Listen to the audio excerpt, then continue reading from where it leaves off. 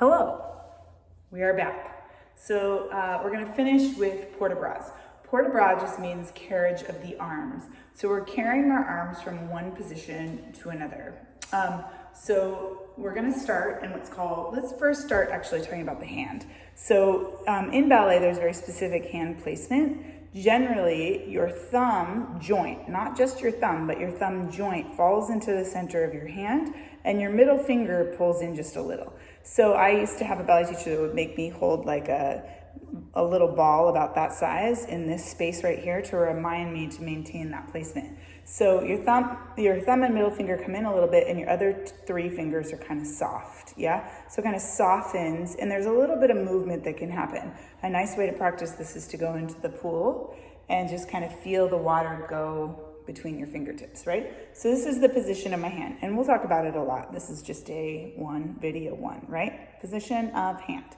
So now my hand is gonna be in that position. My elbow is slightly rounded. My arms are slightly away from my hip bone, right? There's a little space there. Elbows lifted. So in ballet, there's always a little space. You never really touch yourself in ballet. Sometimes you get to put your hands on your hips. Every once in a while, your hands cross. And sometimes your hands come to your shoulders. But other than that, historically, ballet started in European court dancing. There were a lot of rules and regulations, restrictions about what was appropriate.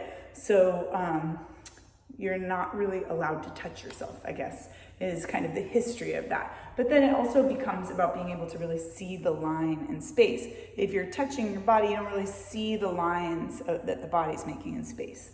So my low fifth, thumb, middle finger come in about 1.5 inches away, elbows lifted. So I'm making a circle, almost like from my collarbone through my fingertips. Yeah, so here's the circle.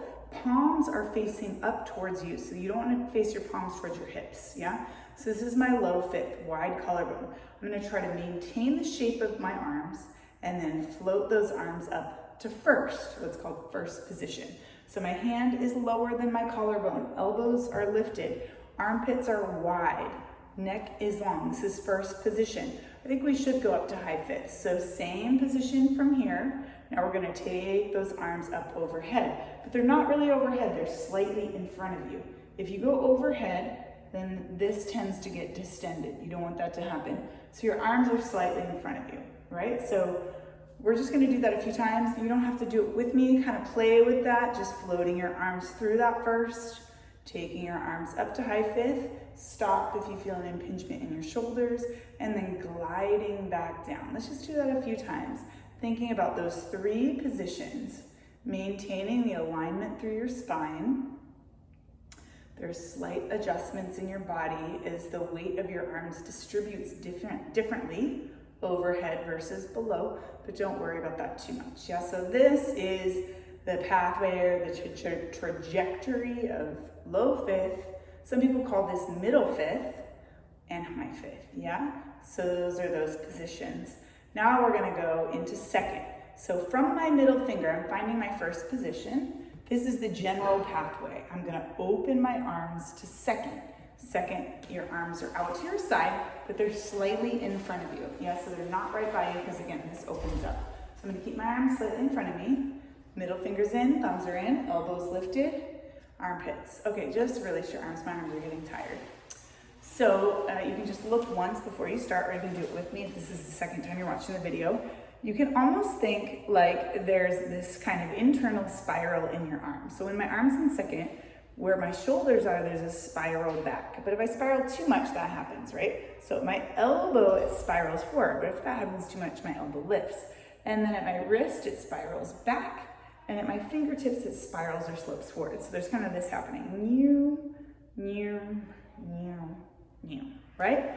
So you want to think of losing the sharp lines and edges and just thinking circles. Thumbs in, middle fingers in. From my shoulder, it also slopes from my neck to my shoulder, to my elbow, to my wrist, to my fingers. So the lowest point is my middle finger. The highest point is my shoulder. Yeah, but there's no drops, right? See, there's an angle. So let's just practice. Don't think you're gonna get this all at once. Super detailed, complicated. First, second, back to first, elbows lifted, back to second. Let's do that one more time. First, back to second. Now we're gonna go into an élongé line. That means to elongate. So you're just reaching your arms slightly. Don't lock out your elbows. Palms facing down, thumbs in. Palms are facing the floor now, right? And then lower back to that low fifth. Let's just do that a few times. This is something that I've probably done over 1,000,000 times in my lifetime. This is how you begin and end almost every combination in ballet.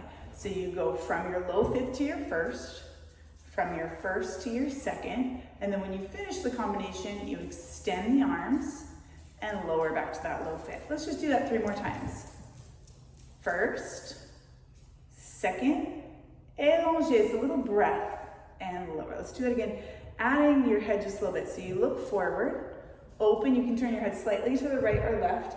As you élongé, inhale, lift your chin, and lower. Let's do that again.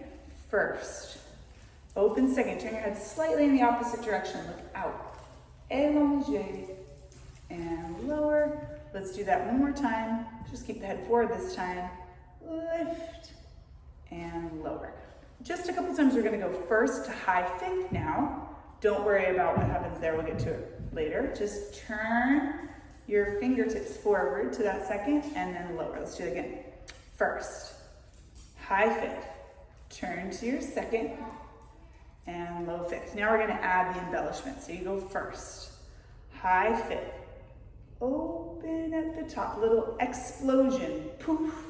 Elbows are dropped. When you get to your second, arms turn and lower. Again, don't worry about being perfect. We're just kind of making a mess and learning it for the first time for most of us, I'm assuming. Extend, it's almost like a feather turning as it lowers. So I think of this as like a firework or a water fountain, and then it releases. Here's the feather flipping and lower. Let's do that one more time. It's subtle, make it small, right? So it's just a little explosion and a little turn of the hands and finish. Great, that's it. I'll see you on Thursday.